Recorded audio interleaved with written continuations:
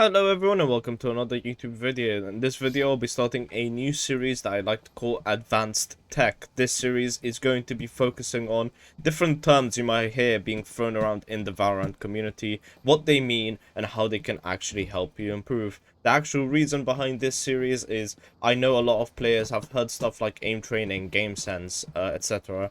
Positioning, stuff like that. But no one's really explaining them what it is. They're just sort of being told, hey, with aim training, go and do this exercise, or download this application, do this. Or with game sense, oh, you'll just pick it up as you play the game. These things haven't been really explained properly in very great detail, in my opinion, and I feel like I could do a pretty decent job at trying to get people to sort of grasp the idea of how you do these things and why you should do them. This episode will be focusing primarily on aim training and my personal understanding of aim training.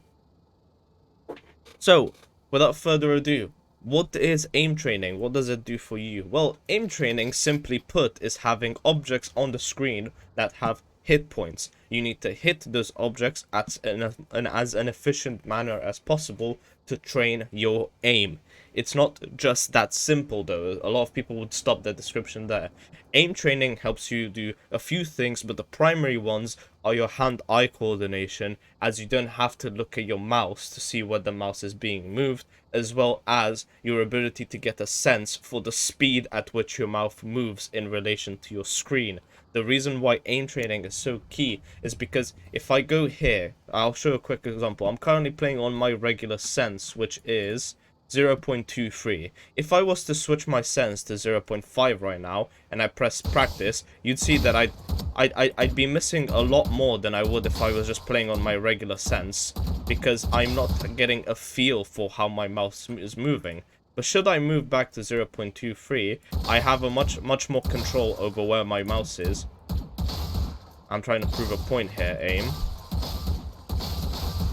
And I get an understanding of where my positioning of the mouse will be if I move it a certain distance. The reason aim training works in the way it does is because you're forcing your body to learn muscle memory via interactions with your eyes. Now, one thing that's really important is you have to understand that you can't just aim train your hand-eye coordination. Your eyes need to be aim trained as well, because aiming doesn't actually come from your mouse, it comes from your eyes judging the distance you need to move your muscles. If you want to aim train effectively, the first thing you need to do is to use your eyes to scan where the enemy is, moving, and then use your mouse to compensate for that distance. If you overscan with your eyes or underscan, or don't focus on your target instead of your crosshair, you will see that you will miss a lot more. So to display, I will now be looking only at my crosshair to try and show you how this works. So if I look only at my crosshair, I have a bit of a delay before I can react, and I don't actually see where my target is going. I'm also more likely to guess wrong. Now I'll be trying to focus on this specific robot right here. If I focus on the robot's body itself, you can see I'm much quicker to react because I'm paying attention to the movements it's making instead of where my crosshair is positioned in relation to the body. A lot of people might think that this doesn't work because, well, if I don't know where my crosshair is, how am I meant to kill him? This is where the practice element of it comes from. Eventually, once your hand-eye coordination gets so good, you will no longer need to be aware of your positioning of your crosshair. In fact, I'm willing to say that players who have reached the highest level in this game could theoretically play without a crosshair and still effectively get headshots because they have just focused and trained their minds so much. If you imagine, just because my crosshair is the way it is right now, if I was to go on it and edit it out completely to make it completely invisible, right? I don't know why it's not doing that. That's where is it? There we go. The actual position where the headshots are doesn't get changed. So I can still probably guess without the crosshair where it is that I'm supposed to aim to get headshots. Purely by my hand-eye coordination. I know where the center of the screen is. That's something that I have like hardened into my brain. It's not like there's no crosshair there, you can see, but I'm still pretty much aiming around the same area I would be if I had the crosshair. This is where like the aim training comes into key, because once you have the knowledge of how to do this correctly, you won't actually need a crosshair to get the most out of your aim. As for aim training exercises, I think they can vary based on the person. I have people that I know who have done absolutely no aim training and are super high level, and I have people that I know that have done loads of aim training and can't really scratch above gold. And the reason for that is there's effectively correct and incorrect aim training. For example, if you go on Kovacs, you do half an hour of Kovacs every day before you play Valorant, but then from Kovacs you go into Valorant and you go straight into a match, you are not allowing yourself to understand how to aim train in Valorant. Of course, any form of aim training is helping your hand-eye coordination adjust to what it is that's happening, and if you have the same sensitivity, you could argue, well then, I don't need to aim train in Valorant. But here's the thing. Valorant's engine is different from Kovacs, meaning that the distance in which your mouse travels, even at the same sensitivity, is going to feel different because of the way the game interacts with your player's perspective. There's also multiple different things to be taken into consideration, like Valorant's server tick rate, the fact that you can experience packet loss like I just have in the top left corner right there, and other things that you need to get a feel for. I don't recommend playing deathmatch. This is something I want to make very clear. Unless you are fond of playing deathmatch in Valorant, I don't recommend it.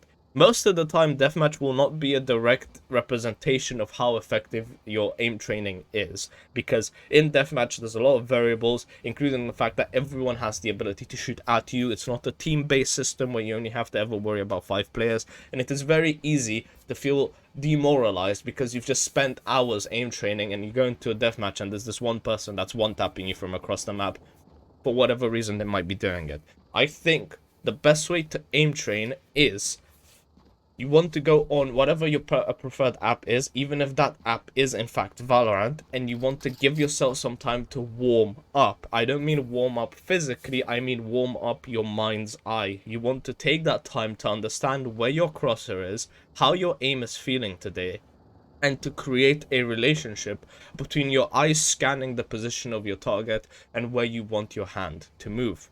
Once you feel like you've done that, then you want to start shooting things. You could either do 2 skill tests. I personally recommend the shoot 50 or shoot 100, because these ones are a lot more based about improving your accuracy than they are improving your speed of flicks. If you want, you can also play the hard practice if you just prefer practicing flicks and stuff. Like, it's not the end of the world, you can do either or, but personally I just think it's way more efficient if you do eliminate 50, and the reason for that is what you want to train before you for yourself before you train anything else is consistency. If you go and eliminate 50 where there's no actual time except the one telling you how effective you are at getting kills, you will notice that if I can't hit headshots consistently, then there's no point in me going fast because I'll just be missing, but I'll be missing very fast. Whereas if I take the time to become consistent with my shots first, and only shoot when I know I'm guaranteed to get the kill. I'm making a terrible example of this right now. Oh my goodness, I'm getting juked by a robot. But if I take that time, well then, once I feel more comfortable with it, I can obviously up my speed and get progressively faster. My current record is eliminating 50 in 60 seconds. Let me know if you can do that faster in the comments down below. But you'll see as you improve, you can start taking these robots out way quicker. In fact, I'm willing to say that you can actually move faster than what the actual eliminate 30 allows you to, because these robots spawn as soon as you kill them. Another good thing about this is it teaches you that Valorant isn't as straightforward as flicking 3 inches between people's heads. This is a 180-degree range of motion that you have to account for in order to be most effective, Jesus Christ, with killing people, right? This is one of the best practices you can do. And this is also very time efficient. As I did in my aim training any percent video, please go watch that if you haven't already. This is the most effective aim training you can do because it is in-house and it'll get you a feel for what the game feels like in that moment. And I just said feel twice, just ignore the second feel. Another thing you can do, and I know people hate on this a lot, I hate on it as well, is actually use the practice range. So if I just quickly make my way there. These exercises, while not difficult, do one thing for you. they get you ready for the idea of doing whatever it is that the exercise wants you to do. They can either help you prepare your recons, get a feel of how the game plays when it's actually an intense scenario. They can help you accommodate yourself to peeking correctly. And it is just another form of aim training. I just got dunked on. I'm not going to do that again. I'm going to make a fool of myself. But yeah, this is why aim training is key. This is my advice on aim training. Before I leave, the last message I'll leave you with is take a break in between aim training. If you think of muscle growth, although consistent, needs time to recover if any damage is dealt. In the same ways, your brain needs to understand the training it's undergoing. So I'd say, if you do have time to commit to aim training, do no more than maybe half an hour with break intervals in between. If you really want to do a lot of aim training, no more than an hour a day. After that, it just gets a bit ludicrous. I think you should give yourself time to understand the aim training you're doing, but also to make sure you do it correctly. There's no point constantly going to get 100,000 plus points on grid shot, because that won't be a direct representation of what the game environment is like. This is why playing this exercise is so good. All you need to do is, in your range, when you boot it up, it will look something like this, right? You want to click eliminate 50, turn strafe on, have infinite armor and bot armor on as well, and then click done. This, in practice, will allow the bots to... Excuse me? Hello? Bots? Strafing? No? Why aren't the bots strafing? Well, this is awkward. But yeah, this would make the bot strafe when you click that, and then when you press start, the bots should strafe during the exercise. What is going on here? Okay, this is not doing what it's meant to do.